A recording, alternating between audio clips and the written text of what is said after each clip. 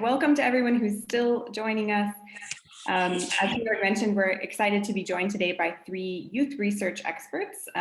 So over the next hour and 15 minutes, we'll hear from each of them on their unique specialties and research focuses on what it means to be young in the US and Germany. So obviously we know we only have an hour and 15 minutes and we can't paint a complete picture. But we thought that this would be a good way, since the TECE program is for people who work with young people in the US and Germany, to also understand what that looks like. We're also excited, so in this event, we wanted to take the focus from a youth research perspective, but of course, over the course of the TECE project, we also want to hear from young people directly, and we're excited to get that perspective over the course of the next year. So look out for that as well in the future. So as with most Zoom meetings, we will give the option. We're lucky that our presenters are open to questions from you all. So feel free to use the chat or the hand raise function after the inputs from our speakers. And we'll get to as many questions as possible. And then I just want to mention again before we get started, so the TECE fellowship application process is currently open, and that's until May 18th. And we're really excited for anyone to apply, and we'll use the last 15 to 20 minutes at about 7:15 German time, 1:15 US time to answer some informal questions about that program and application process for anyone interested. And I also wanted to give everyone the opportunity. So this project is about creating a German-American network and launching that discussion, but it's not going to be driven just by us, and we don't want that, and we know that. So a large portion of it is about people networking and having access and getting to know each other at also a one-on-one level. So I've set up a Padlet for us today. It's a map, and so it would be great if you all would just put in where you're located so we can also get a geographic idea of where people are. Feel free to put in your organization, if you're comfortable, contact information, just because we want to also give that opportunity for people to get in touch one-on-one. And then also if you have specific interests in terms of topics or ideas for what you would like to bring into the project, we're of course completely open to that. So please feel free to use that Padlet now and even after the event. So lastly, one more thing I wanted to mention is there is another event that may be of interest to people, and that's on Wednesday this week. And Annetta Ulrich is here too. I'm sure she can put the link in the chat, but it's an international bar camp for civic education actors, and it's open for the first time to an international audience. So for folks that are in the United States, that may be of interest to you all. Okay, so without further ado, Georg already introduced our speakers a bit today, and I am going to hand it over first then to Kelly and Abby, who are both again from Circle. Thanks for being here. Good morning, everyone. I'm Abby, and I just want to say thanks so much to Georg and Katja and everyone who behind the scenes are putting this together. It's great to see some familiar names and faces, and I'm really looking forward to learning from the folks that I don't know. So I guess really quickly, my name is Abby. I'm the deputy director at Circle. I've been at Circle for a while, came to Circle sort of having worked with young people in the US and then got into the research part of it. Kelly, do you want to briefly introduce yourself? Hi, everyone. My name is Kelly Beadle. I am currently based in Germany for 5 more days, but we'll be moving back to the US, where most of my experience is doing data analysis and research, and I've been at Circle for about 2 years. And for those of you who aren't familiar with Circle, I know that Peter Levine has been a part of these discussions. Peter was the first deputy director and the second director of Circle. And then in 2015 went on to transition to be associate dean at the Tisch College of Civic Life, which is where Circle is housed as a part of Tufts University. We're a little bit of an odd duck when it comes to academic research centers, though, because we are both an applied research center and a think tank, and we focus on using research and strategic collaborations to illuminate and address systemic inequities in young people's opportunities to use their voice and to be engaged in civic and political life. And in that work, I think an important piece to share is that even though we're an academic research center and we're based at a university, we actually consider our audiences and our collaborators and partners to largely be people who are non-researchers, who are not in the academy and who are working in more of a school-based or community-based environment to support young people and to build projects with young people across the country. So Kelly and I are going to provide a small slice of information about our work that I hope is helpful, and there's lots more that we could share. So if you don't see something, don't hesitate to ask about it. To begin with, I want to share a little bit about how we work. Circles, can everyone still see my screen? Yes, we can. Okay, great.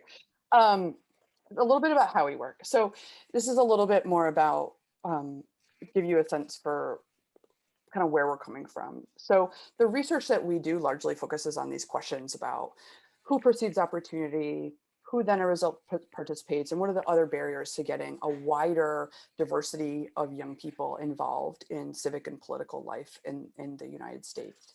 And we do that in a real iterative process by learning from people who are working with young people, by learning from young people, and by taking actions with our research, like supporting partnerships, influencing media narratives, working on evaluation and integrating that into a research cycle. And all of this work is done in service to what we would consider to be thriving communities, a future of equitable democracy, and lifting up and amplifying diverse young voices in the United States. So that's our overall theory of change and the way that we do our work. Now, Circle's been around for 20 years, and thanks to founders like Peter.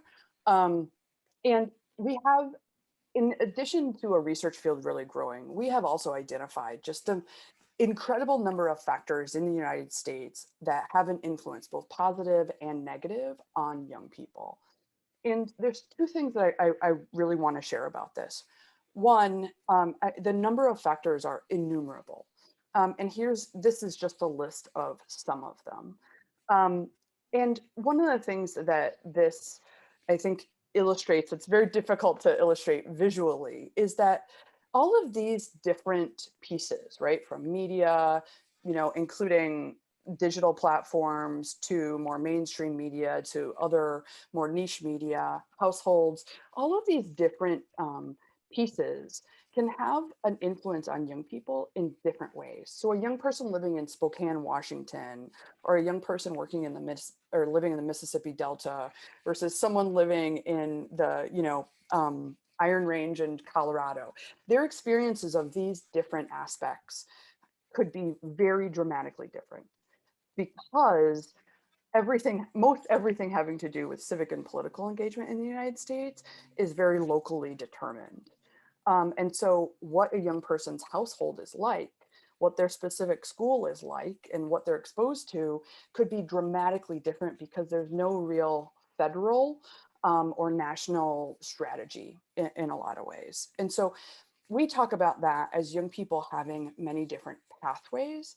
So looking at it from a developmental perspective about how young people gain skills, gain different attitudes, gain different knowledge through these various inputs really can mean different things for different young people depending upon where they live and who their network is. And this, is just one piece of how young people are diverse in the United States. And young people are diverse in so many ways, not only in terms of the opportunities that they have, but also in terms of who they are and what their experiences are. And this is just a snapshot representing the diversities of young people. And too often in the United States, people sort of imagine that young people are college students on sort of quintessential green college quads. But the reality is that that couldn't be any more different. So, for example, there's millions and millions of young people in the United States. And, this graphic is specifically about, an election cycle. So we are focusing on 18 to 29-year-olds.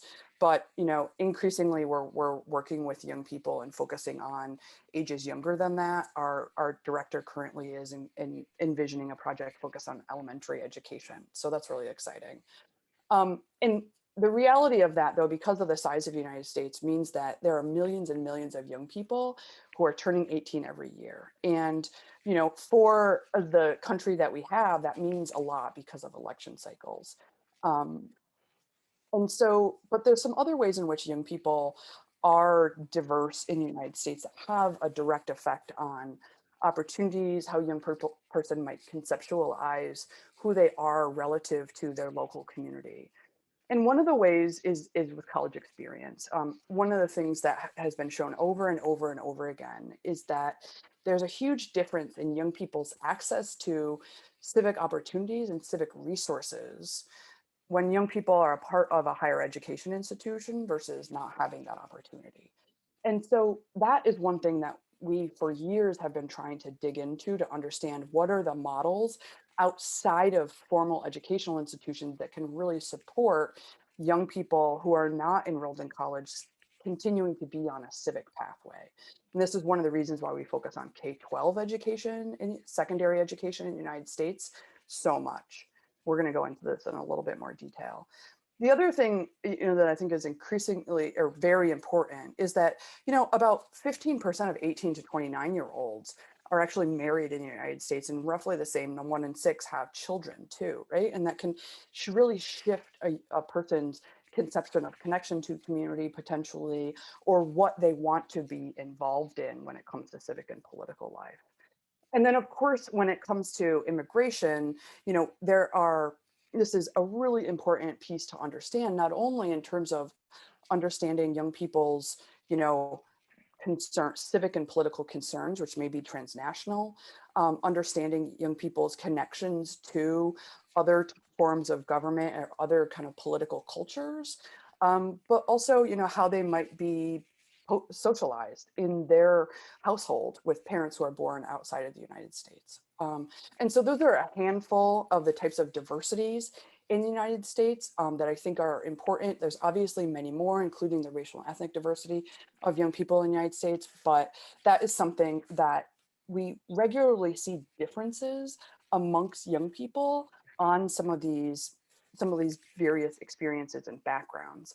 And one of the things that I mentioned before is about access. And this is one of the things that I want to touch more on, because over the past 20 years, of Circle doing research, we've found over and over and over again that it's actually not really a lack of interest that young people have, that usually sees lower engagement compared to those who are over 30 or an older generation. Usually we see that more specifically related to voting, but actually it has a lot more to do with access to resources and access to what we would call visible and accessible opportunities. And so in different communities in the United States, young people report really different levels of what we would call civic access, right? So, access to concrete opportunities, access to more formal civic institutions. And one of the biggest ways that this can differ is by college experience. By college experience and also by geography, because there's so many rural areas in the United States where access has been lower. And as you can see on this chart here, over time, there has been a growth in young people's access to college and college completion, as well as high school completion. And certainly this is, a positive trend, and women in the United States have been outpacing men. But one of the things that I do want to point out is that, high school completion has certainly been rising and college completion has been rising, but there's still, amongst even 25 to 29-year-olds, still only roughly about a third of young people as of 2015 had completed college. And this is one of the distinguishing factors in the United States that shows, young people who, and this clearly, is a generalization using big data, but we see more experience amongst young people who've had any college experience, enrolled, taken any classes, than young people who haven't had that opportunity yet. And so that's one of the big things in the United States that we've really been wrestling with, how to provide those pathways, how to provide that access to young people, even if they're not a part of higher education. And, one of the really interesting things in the United States, of course, is that, increasingly we have a much more diverse racial and ethnic population compared to older age groups. And it's most noteworthy that as, the youngest population becomes more and more diverse, we're actually seeing this age group be more engaged in politics. And Kelly's going to go into a lot of that. But to close, before I turn it over, I wanna just kind of summarize some of the things that I addressed about the U.S. context that influence youth civic engagement. One is that demographic experiences can really mean very different things depending upon where a young person lives, their zip code, their neighborhood, the school that they go to. And also, I didn't really address this, but I think we have all seen in the media the polarization, the misinformation that defines a lot of what happens in the United States. And as I started to mention about educational experience, the dramatic inequality and what that can mean for young people's access. Unfortunately, some but not all of the experiences that young people have mirrors other political inequalities in the United States. And then one of the things we're not going to go into a ton of detail on is, but there were some really great questions submitted about, is this sort of transition of civic life from on to be on and offline, right? And the way in which that can both create more accessible opportunities for lots of young people. And we've seen that with youth media creation in the United States, digital media creation, but also what that means for, reducing some of these access gaps. And then, of course, we have some trends within education, which I know some of y'all have talked about, related to testing, related to, really wrestling with educational equality. There's lots to say there, but needless to say, that has a really significant effect. So just to close, I mean, one of the things that we've seen over and over again is that, when you look at the big picture, there's amazing things happening in the United States amongst young people, and Kelly's going to go into some of them that happened in 2020. But if we want to really grow youth civic engagement in the United States and really truly diversify it, then we have to not solely focus on what some people deem as apathy, but really look at structures and infrastructure to provide more access for young people and opportunity that's meaningful for them. Thanks, Abby. So I'm going to talk about some very specific data. Civic engagement can mean many, many things. It can mean involvement in your local community. It can mean involvement with local government or with other people, neighbors and friends. But one thing that is very easy to measure is if people vote or not. And so there is a lot of focus on whether or not young people under the age, from voting age 18 until the age of 30, if they are voting and participating in democracy by voting. So from this graphic, there's just two things to notice about young people and how they participate in democracy by voting. The first is that young people do tend to vote at lower levels than older generations. This is for many reasons. Young people may be moving from university to home, and that makes understanding where to vote and how to vote more difficult. So we do see there are some barriers to youth voting in that regard. They also don't have an experience voting. We find that voting is habit forming. So when people have more experience voting, then they tend to do it with regular frequency. But the second thing that is not on this graphic is that we have just gotten some data from last year's election in 2020. It takes some time to gather all of the data. And we saw that young people have voted at the highest rates that we have ever seen in at least potentially since 18-year-olds were able to vote.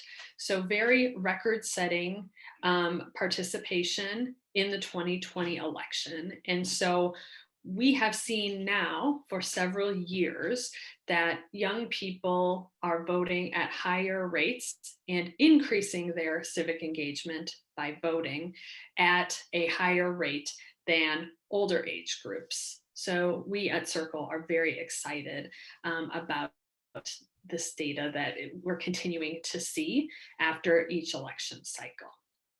And Abby, if you go to the next slide. So one of the reasons that young people, and another way that young people can be civically active, is through activism and participating in social movements. I might be cutting out, oops.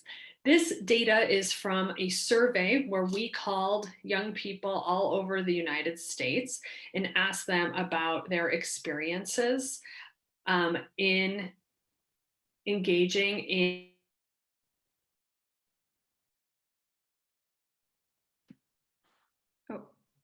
participating. Oop, am I back? A little bit. Back up maybe 15 seconds. Sure. So the next slide is about is data that we have gathered from a survey that we did where we talked to many young people over 2 different election cycles. And what we are seeing is that civic engagement outside of just voting, but other ways of making their voice heard through activism, through engaging with their peers around democracy and voting, is really increasing over the last 2 election cycles. Part of this really started with the youth organizing that was done prior to 2018 as a response to the gun violence and school shooting in Parkland, Florida in 2018.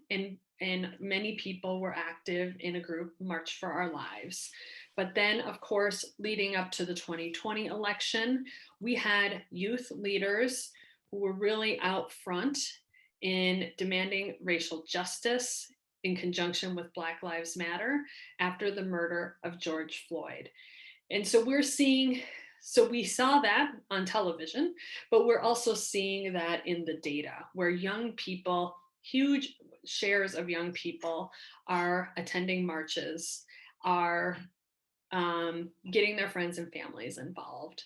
So this is other data that is helping to support voter turnout because there are so many youth leaders finding their voice through some of these movements that have really swept the United States in the last 2 years. And so going on to the next slide, Abby talked a bit about how the United States and youth in particular are very racially diverse. And we have seen that in general, youth tend to be more aligned with Democratic candidates in the Democratic Party than the Republican. So of course, there's only 2 major parties in the US, but we do tend to see that the younger people tend to favor tend to Democrats over the Republicans.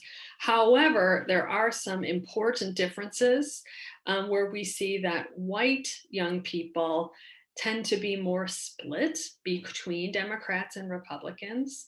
Again, just basing this off of what Abby was saying, that is especially common if white youth are living outside of cities in rural areas.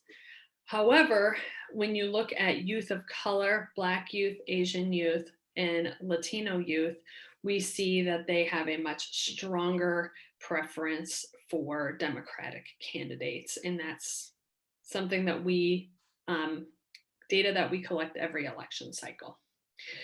On this slide, you'll also see that Bernie Sanders tweeted us, so that's awesome. Okay, in conclusion, unless Abby has anything else you'd like to chime in with, this is just a snapshot of some of our research so that we can understand how young people are engaging with voting, how they're thinking about themselves as civic actors when they are eligible to vote.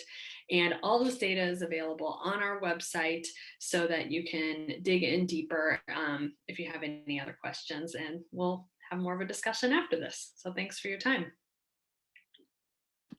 Great, thank you. Any presentation that ends with a Bernie Sanders tweet is a good one. Perfect. So thank you both for that great presentation. And we're going to turn it over to the German side of things now with Dr. Anne Bergruber, who is a research associate in the Division of Life Situations and Lifestyles of Young People at the German Youth Institute, as Georg mentioned before. So her specialization is a bit different. It's more in the various transitions of young adults growing up, so as they move into adulthood, and for example, moving back into the parental home. So she'll have kind of an interesting perspective to share there as well. And I believe you actually also have a US connection, having spent time in Michigan, if I'm not wrong. So I will hand it over to you and you can go ahead and share your screen. Thank you very much for the invitation and the introduction. I hope you hear me clearly. And I will share my presentation. So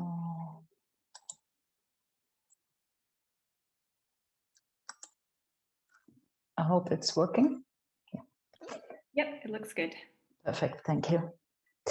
It's not easy to give an overview about the life situation of young people in Germany. It would take hours, of course. So therefore it is necessary to present selected aspects only, but I have a little bit a wider view. And I will present some results from official statistical data like Eurostat, and some results from our survey AIDA from the German Youth Institute, which means growing up in Germany, everyday lives.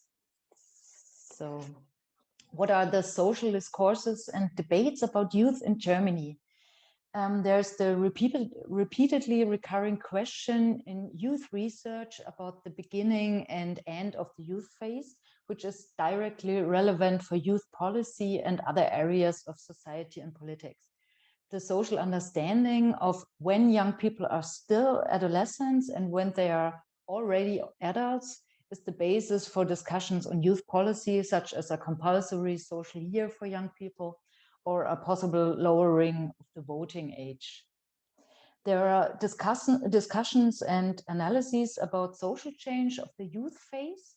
Is the life phase of adolescence expanding? Are adolescents growing up later and later? Is the process of growing up becoming less linear, more complex and de-standardized? Or on the contrary, is there a compression and acceleration of the youth phase?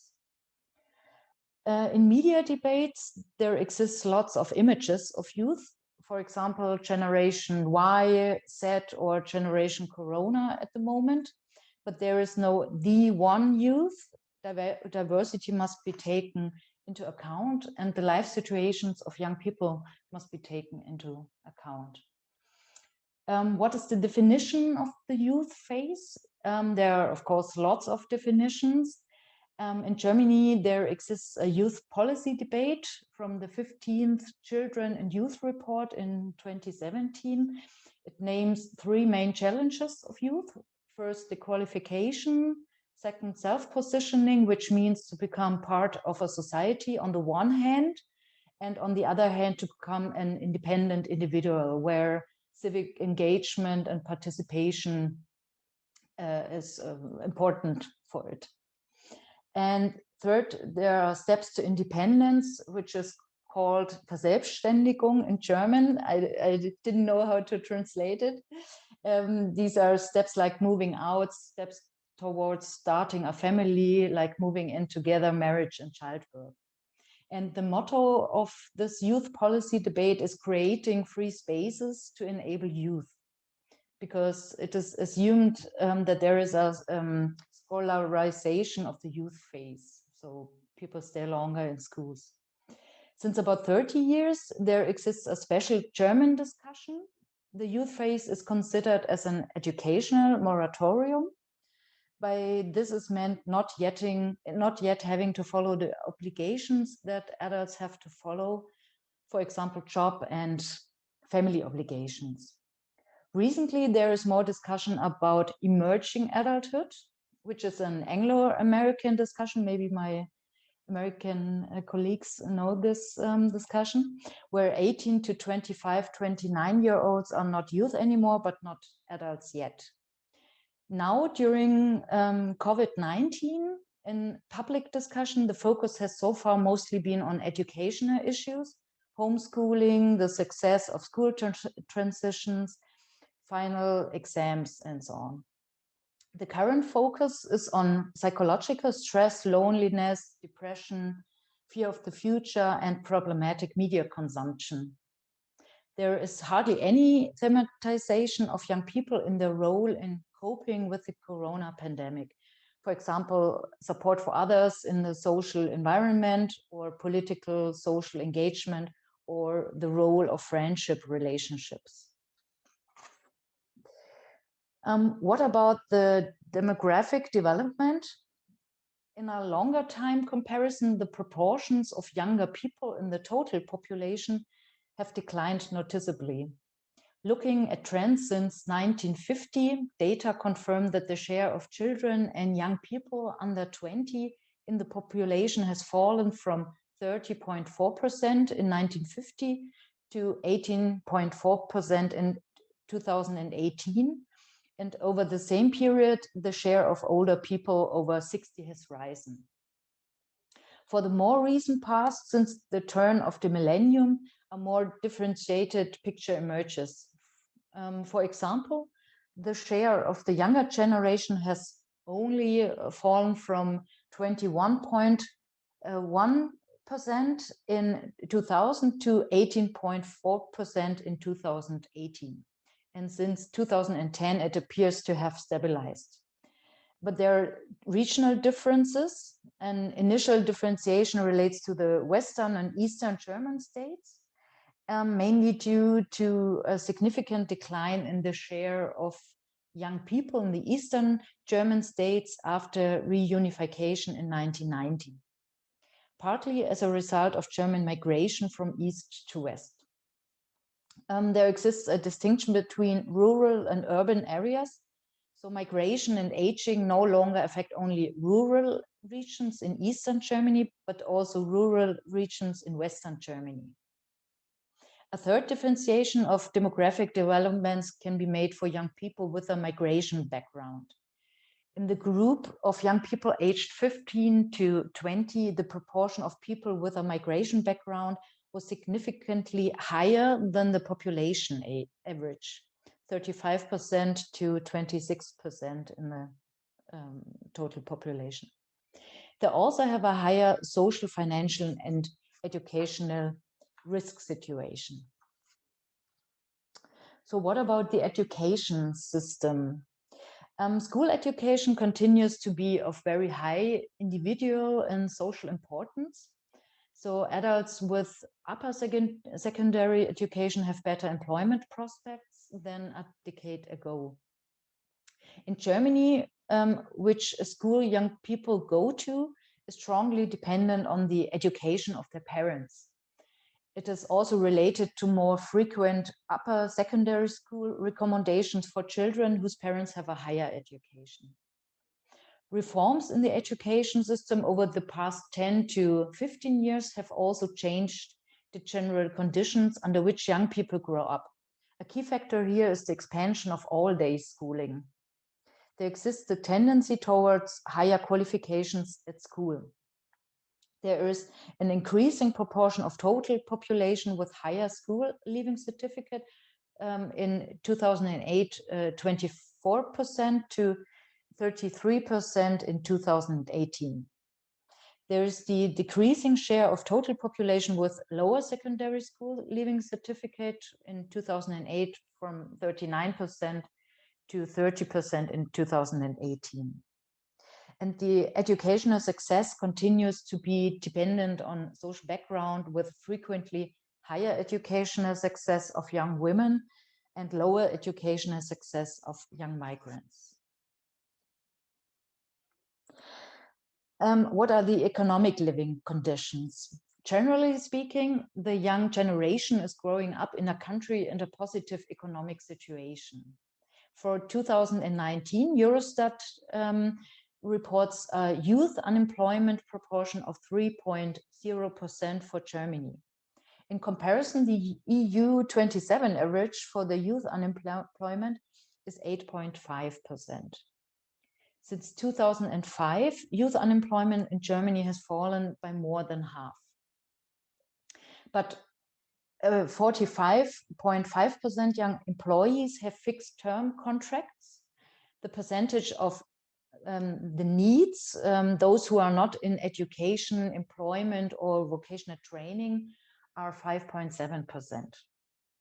Nevertheless, there are clear social inequalities in educational participation or success, economic circumstancing depending on school education, income, gender, immigration, biography, or the region of growing up, for example. So the illustration shows the timing of different steps towards adulthood in years, the sequence, the distance between different events differentiated according to the school leaving qualification. And in Germany, living away from the parental home is considered a criterion for young people's independence. In Germany, young adults have a slightly lower proportion to live with their parents than in the EU average. It's 43% to in the EU 48%. Especially in Eastern and Southern European countries, young adults move out of home much later. So welfare benefits, for example, unemployment benefits, which enable young people in Germany to be partially financially independent of their parents. Also, Germany has the largest rental housing market in Europe, so that the acquisition of residential property and taking out of a real estate loan is not a necessary prerequisite for leaving the parental home. In Germany, young people's motives and reasons for moving out can be differentiated according to the level of formal education they've attained. So young people with a university entrance certificate move out primarily at the start of their studies and at a time when they are usually still financially dependent on their parents. In the case of young adults with a lower level of education, the decision to leave the parental home is often not made until they are already employed and thus financially self-supporting. But this does not mean that spatial independence is final. The financial situation at the end of their studies can, for example, lead young adults to return to their parents' home after graduation if they do not find a job immediately afterwards. In addition, other turning points in life, for example, separation or unemployment, can also favor a move back in with the parents. But it's lower than in the US or Canada, for example.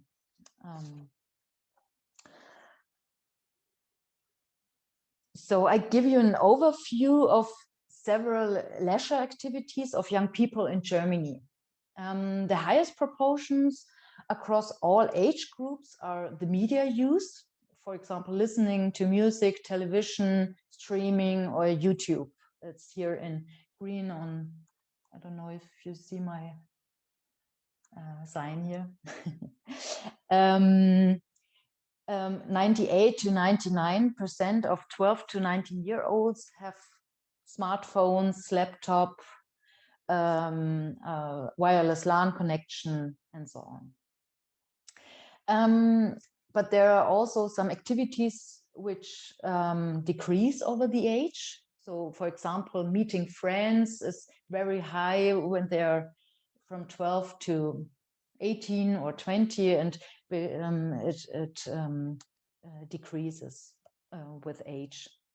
Also doing sports, for example, or do nothing, hang out, which is easier when they're at school, or playing on computer or tablet, cell phone, is higher for men than for young women.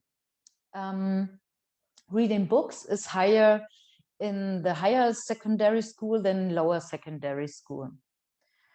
In general, there are also activities which are lower overall age groups, like shopping or going out to clubs, discos, pubs. It becomes more popular when you're 16 until the middle of the 20s. So what might also be interesting for you is the activity of young people in associations, groups, and clubs in Germany. So sports clubs are always the highest mentioned, but it declines significantly with age. So 60% when they are 12 to 18% when they are 32. Church groups are high in time of confirmation, communion. I hope it's correct, when they are 12 to 14 years old. And theater group, singing club is higher in young adolescents. But there are civil society clubs, associations at a lower level overall, which are not losing importance, like volunteer fire department or initiatives or group that addresses political issues.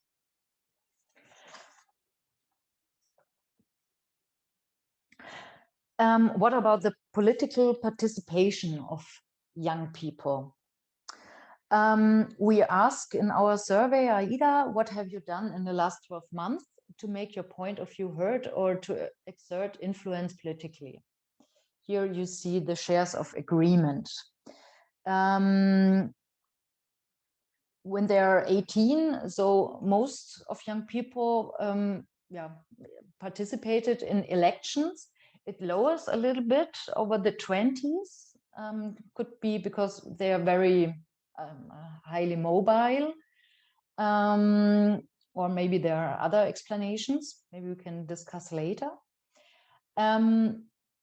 About 30 to then 50% over age boycotted or purchased goods for political or environmental reasons, here in blue. And between 20 and then 40% participated in a petition, sorry. And about 20 to 30% participated in an online protest action. About 10 to 20% expressed their opinion on political issues on Facebook, Twitter, or other social networks, or actively participated in political discussions on the internet.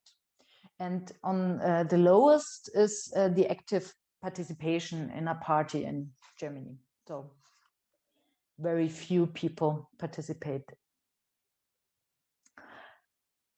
Yeah, let's take a look at the situation of young people in Germany during COVID-19 last year in the first lockdown from mid-March to the end of April.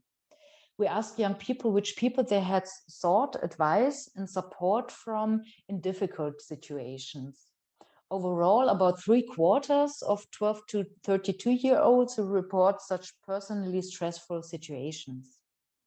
The figure you see here shows the proportion for 6 groups of people, differentiated by age group. Overall, it can be seen that parents were of high importance in difficult situations. Friends were important to young people as discussion partners to a comparable extent. And with increasing age, one's own partner also became relevant. Siblings and grandparents were of less importance overall across all age groups. And people from professional contexts were asked for advice and support by just over a quarter during this period, although these were primarily students who had turned to their teachers. However, support services do not only have to be a taking, they can also be a giving. For us, it was therefore also of interest whether young people were also committed to helping others during this period of severe restrictions.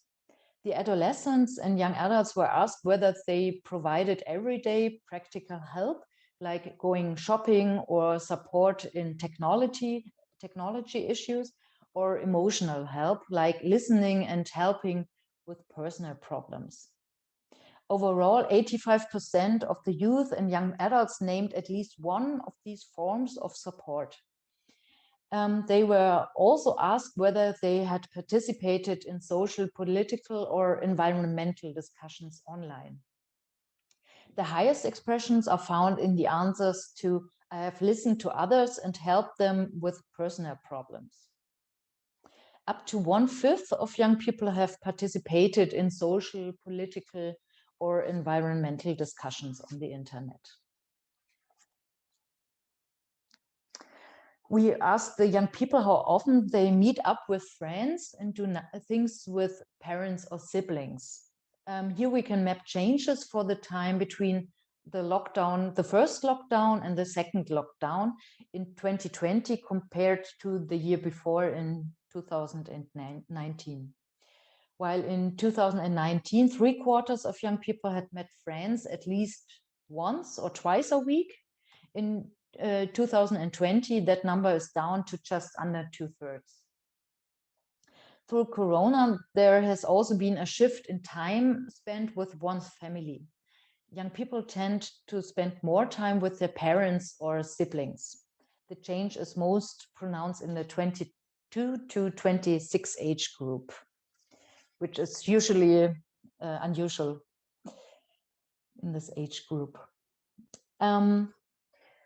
How satisfied young people were with specific areas of their lives during Corona between the first and the second lockdown compared to the year before is shown here. And across all areas of life, adolescent and young adult satisfaction declined noticeably between 2019 and 2020. And two aspects in particular stand out. So first, the satisfaction with the circle of friends has decreased significantly.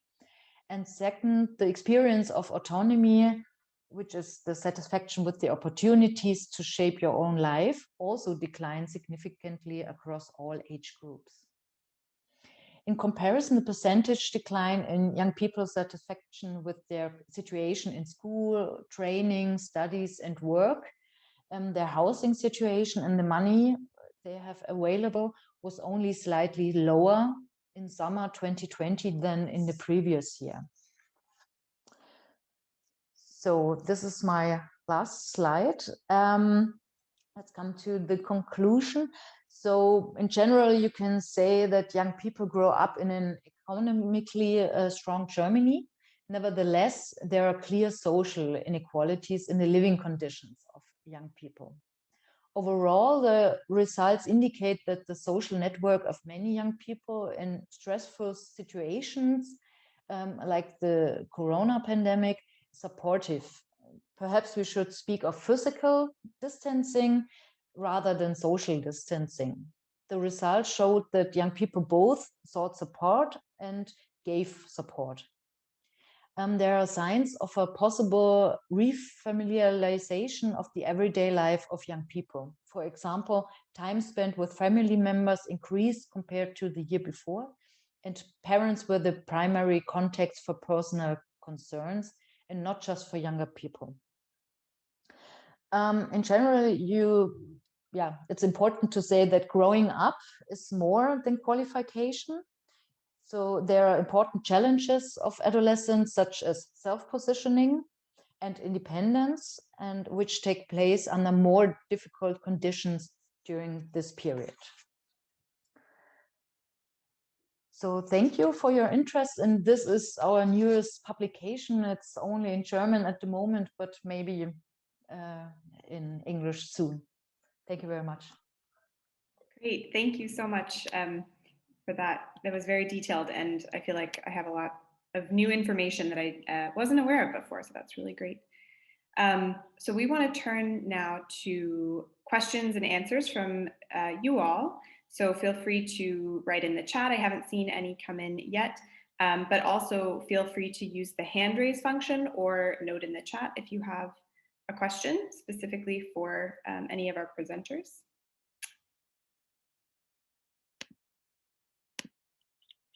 One thing that I was interested in, so I actually, and I guess this is a question for Abby and Kelly, and you touched briefly on the media consumption aspect, but we weren't able to get too far into that.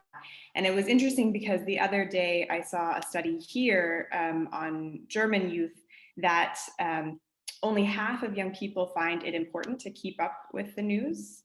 And so I'm wondering, what do you all see on the US side? Is it similar? Or where are people getting their news? Just generally, what do we know? Yeah, thank you, Katja, for this question. I think one of the things that's helpful to, I think, understand the dynamics and the findings around this is to break down a little bit about what young people consider to be news. Because over the past several years, there's been concern about the trust in mainstream media in the United States amongst young people. And that's something that we're paying attention to. And one of the things that concerns people who study kind of traditional and legacy news is that young people are more likely to sort of get news, quote unquote, from social media. Now, at the same time, the journalism industry in the United States is changing dramatically, right? There used to be tons and tons and tons of local outlets, and now, you know, there's some real coming to, I guess, decrease of that, right? As well as merging of different outlets. So there's more kind of major national networks than there were, in addition to obviously cable news, which I know everyone is unfortunately aware of in the United States.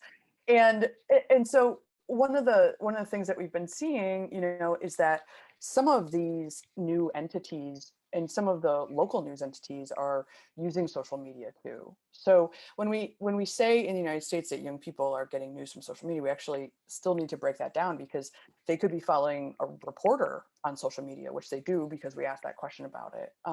But of course, there's also a real concern about mis and disinformation. And so there's a real significant increase in reaching out to, in doing media literacy education in the US, and many attempts to do that, including by the journalism industry. So I think it depends on what you mean by news, right? So there's the traditional kind of ways, and some young people are still like reading papers, and lots are going to news websites, and lots are finding even more over social media. But I would also make the argument that the conversations that young people are having with their peers and with family members and with neighbors are also important channels for sharing news or finding out about something that you then go look up afterwards as well. And increasingly, you know, teachers are using current events as well in schools, because that's a pretty solid best practice in the US too. Great, thank you. Brian, you have your hand up, and I also saw you put your question in the chat, but feel free to ask live if you want to expand on it at all. Thank you. Thank you for your presentation. It was really interesting. I had a question around poverty and how that could shape someone's civic participation. And I was wondering if you could share any data or context as to how that affects one's ability. I know, you know, we've been researching around economic mobility at the Youth Development Institute in Puerto Rico.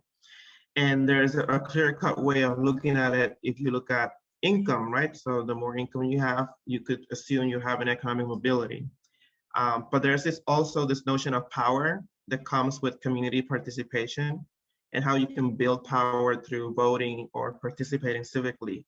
And oftentimes, communities and policies focus on increasing income, but not in increasing power and civic participation. So I just wonder if you have any thoughts around that as well.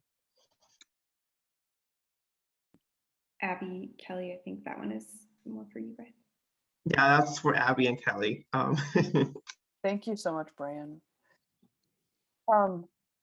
So given the level of inequality in the United States, there's multiple factors that I think, in addition to what you said, that play out here.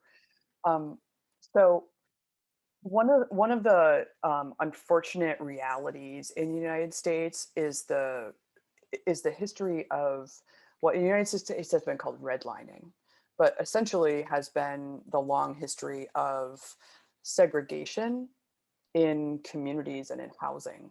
And as a result, because in the United States, so for example, education, the support for education is based on property taxes in that community, then that we can have these reinforcing cycles of a lack of access. And so that's one of the things that I think is really, is something that has a significant, could have a significant effect on young people's access to civic resources. Now, at the same time, it's really community-based organizations, nonprofits in the US that have sort of stepped into really address these inequities. And this is from my perspective, and what we've seen over the past 20 years. But it's really those local sometimes youth-led, sometimes youth-driven organizations where young people who may not have a lot of, familial wealth defined broadly, have access to really co-build and co-create something with their peers. And in the United States, we would call that the youth organizing field. And not only does this provide sort of, I guess, what we would call a political home for young people, but also an opportunity for young people to build skills and to build what is formally in an academic setting would be called critical consciousness, the sort of awareness of inequality and the systemic nature of inequality, sort of learn about it, talk about how it experiences their life, and then take action to try to reduce the impact of inequality and systemic oppression on the young people's lives, and take some agency for that. So there are so many ways, unfortunately, that you can see poverty having an effect on young people's civic and political development. And thankfully, in the US, there are organizations that really have tried to target providing young people with a space to thrive in spite of those inequalities. And certainly there's other efforts in different fields to make opportunities more inclusive. We see that a little bit in different places. But I would offer that I think that this is still sort of a core issue at the heart of how we think about civic engagement, how people think about civic engagement in the United States. And there's so much more that we can do to, our director would argue, intersect civic and economic mobility, so that young people have the opportunity to build what we would call civic skills, but are also job skills and workforce development skills, and get paid for what they're doing as well. So those are a few of the themes that I see in the United States, but there's a lot more. Great, thank you. We also got a question from Mary Tukalski. I hope I'm saying that right. And I believe this one is more for Anna. If you have some thoughts on it, racism is such an important issue in the US. Is this an issue of concern and inequities in Germany as well, i.e. toward youth who have migrated to Germany? Yes, what we see is that yeah, young people who migrated to Germany have lower access to higher education and to higher employment, and there are lots of young people who are yeah, in civic engagement who have a higher education, for example, than a lower education. And so yeah, I'm not sure if I would say racism like in the US, but yeah, it's a topic in Germany too. Yeah. Yeah, and I think, I mean, last year the Black Lives Matter protest in the US also set off a global movement, so in Germany as well. And it's definitely raised the issue on many levels. Great, and then Sarah, nice to have you here. Had a question for Abby. How polarized would you think US youth are? You should have fairly liberal, democratic, they lean in their vote. How are they feeling about bipartisanship, or are they more focused on implementing progressive issues? Kelly, do you want to start on that, or do you want me to? I can say one thing about this. I was looking at some data today, and it showed how young people by age had been voting over time. And one thing that really was noticeable is the large share of young people who chose a third party candidate in the 2016 election. So I think that one consideration is we have a two-party system, I think is very limiting. When you have older generations that are can maybe committed to one party or another party, young people don't necessarily have that same identity shared with a political party, especially now when the political parties just seem to be, in such combat with each other. So I think that young people in particular are looking for more alternatives and not necessarily have that strong identification with a political party. So that's one kind of way to look at it. Yeah, and the other thing that I want to, I think two other things that Sarah touched on. When you actually break it down, so nationally, we see this trend that young people are much more, tend to vote for Democratic candidates. And when we kind of dig into it, as Kelly said, it can actually differ a lot by state. And I know that that's kind of difficult to kind of conceptualize and understand when you're outside of the United States. But basically, like President Trump won a higher percentage of young voters in 7 states in the United States. So there are some regions of the United States where young people themselves are actually relatively conservative or libertarian. And, on the topic of bipartisanship, I think that's a really interesting question that actually we're still trying to figure out. There's been so many calls for, unity and healing, especially after the January 6th insurrection at the Capitol building here in DC. And I have to say, I don't really know that, but I would posit that there is quite a bit of diversity amongst young people and what they think about that. We're particularly interested in what young people of color in the United States think about that, given everything that's been happening in the conversation about racial reckoning in the United States. But I think there's probably more diversity there than what we see in the media would suggest. Great, and then I think we have time for maybe 1 or 2 more questions. There is one from John Mueller. What are some of the most unique or exciting applications of technology you've seen in the civic space? So not related necessarily to youth research, but if you have some thoughts on that, feel free to chime in. Also opening that to the floor if anyone else would like to offer their take or on if you've seen any interesting technologies lately.